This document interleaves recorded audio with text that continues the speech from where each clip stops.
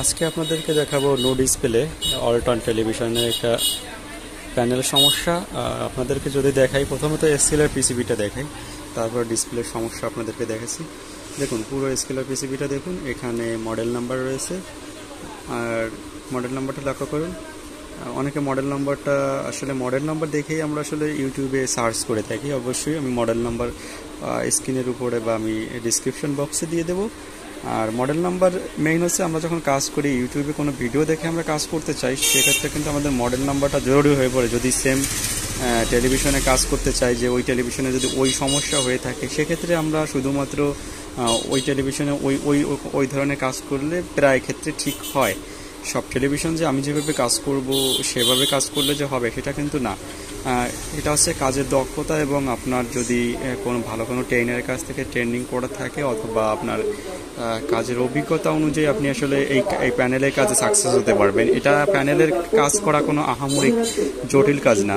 আপনাকে বুঝতে হবে এবং সিগন্যাল সম্পর্কে, ভোল্টেজ সম্পর্কে এবং আইসি সম্পর্কে মোটামুটি একটা ধারণা রাখতে হবে, যে কোন আইসি কোন কাজ করে আর কোন আইসি কত ভোল্টেজে স্টার্ট হয়, রান হয়। পুরো স্কেলার পিসিবিটা, অর্থাৎ যে প্যানেলের যে ত্রিকোণ বোর্ডটা থাকে, এটা মূলত সেরকম ত্রিকোণ বোর্ড বলা হয় থাকে না, এটা স্কেলার পিসিবি আমরা বলবো। দেখুন, যে এই যে পিসিবিটা রয়েছে এখানে, এটা আমি আপনাদেরকে একটু ক্লোজ করে দেখাই। প্রত্যেকটা কম্পোনেন্টের আমি মোটামুটি ক্লোজ করে দেখানোর চেষ্টা করতেছি, যাতে এটা বোঝা যায় যে এটা প্যানেলটা আগে পরে কেউ কাজ করছে কিনা। দেখুন, আমি একটু যতটা সম্ভব ভালোভাবে দেখানোর চেষ্টা করতেছি। লক্ষ্য করুন, পুরো পিসিবিটা ধরে লক্ষ্য করুন, কোথাও কিন্তু এটা আমি কাজ করানো হয় না আগে পরে, পুরো একটা আনটাচ প্যানেল। এবার আপনাদেরকে আমি এটা দেখাই, টেলিভিশনটা আমি স্টার্ট করে দেখাই কি সমস্যাটা রয়েছে। স্ট্যান্ড বাই রিলিজ করতেছি, লক্ষ্য করুন।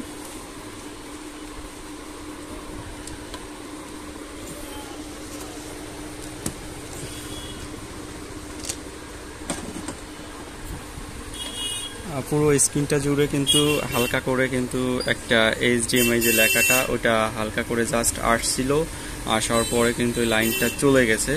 চলে যাওয়ার পর হালকা করে নো সিগন্যাল বারটা দৌড়াদৌড়ি করতেছে, যেটা ক্যামেরায় ধরা পড়ছে না। অন করার সাথে সাথে কিন্তু একটা লেখা কিন্তু চলে আসে। আমি আবার অফ করে দেখাচ্ছি টেলিভিশনটা, এক্ষেত্রে আপনাদের বোঝার সুবিধার্থে আমি আরেকবার দেখাচ্ছি।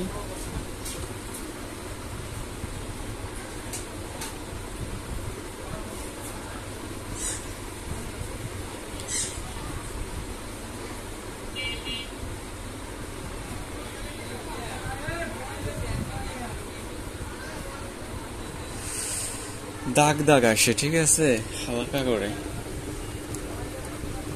ভোল্টেজটাও দেখার বিষয়।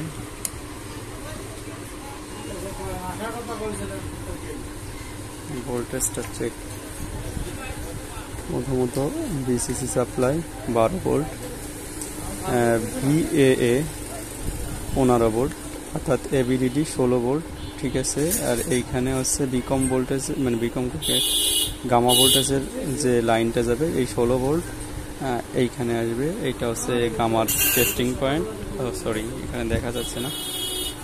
এইখানে হচ্ছে আমার ABDD, আর এইটা হচ্ছে গামার যে ভোল্টেজটা যায় 16 ভোল্ট। এই 16 ভোল্টটা রেজিস্ট্যান্স আকারে এখানে পর্যায়ক্রমে কমে। দেখুন, এক একটা টেস্টিং পয়েন্টে ভোল্টেজ। এটা হচ্ছে গামা, এটা হচ্ছে DC টু DC IC, আর এটা হচ্ছে লেভেল শিফটার IC। এই যে একটা IC রয়েছে, লেভেল শিফটার IC। আর এইখানে হচ্ছে লেভেল শিফটার যে ICটা রয়েছে, তার যে টেস্টিং পয়েন্ট, কোথায় কত ভোল্টেজ, এখানে অড ইভেন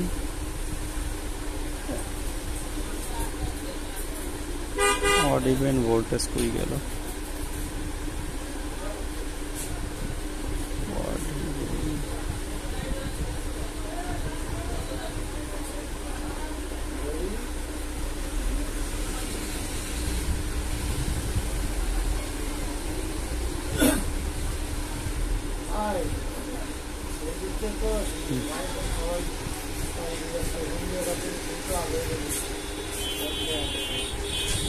এখানে অড ইভেন,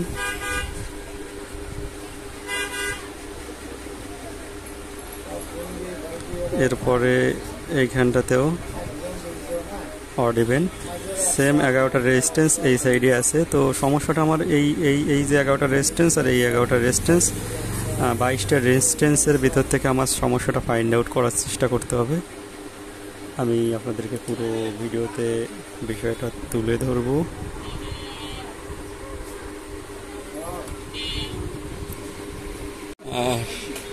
এবার আমি যে কাজটা করব, যাই হোক আমি ভিডিওটা অত ছোট করব না, কারণ আপনাদের আসলে দেখানো উচিত যে আসলে কিভাবে কাজটা ফাইন্ড আউট করি। একটু ভিডিওটা লেন্দি হয়, তাছাড়া আমার একাধ্যে ভিডিও করা, একাধ্যে আপনার করা, এটা একটু সমস্যা হয়ে যায়।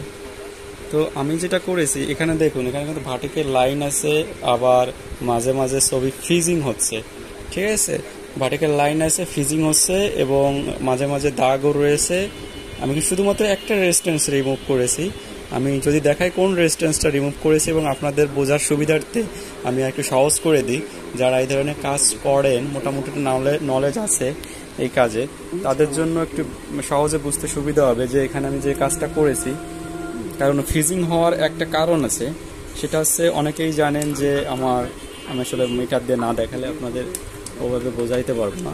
জাস্ট আমি লক্ষ্য রাখুন এইখানটাতে, আমি মিটার দিকে লক্ষ্য রাখলে হচ্ছে, দেখুন এখানে যে দেখেন ওয়ার্ড আর ইভেন্ট থাকে যে না, দেখেন এখানে একবার কয় ভোল্ট, -7 ভোল্ট আর 29 ভোল্ট হচ্ছে। আমি এইখানে যে ফার্স্টে যে রেজিস্ট্যান্সটা ছিল আমি দেখাই, এই যে রেজিস্ট্যান্সটা দেখুন, আমি আরো ক্লোজ করতেছি, একটা রেজিস্ট্যান্স ইউজ করছি ওয়ার্ড ইভেনের।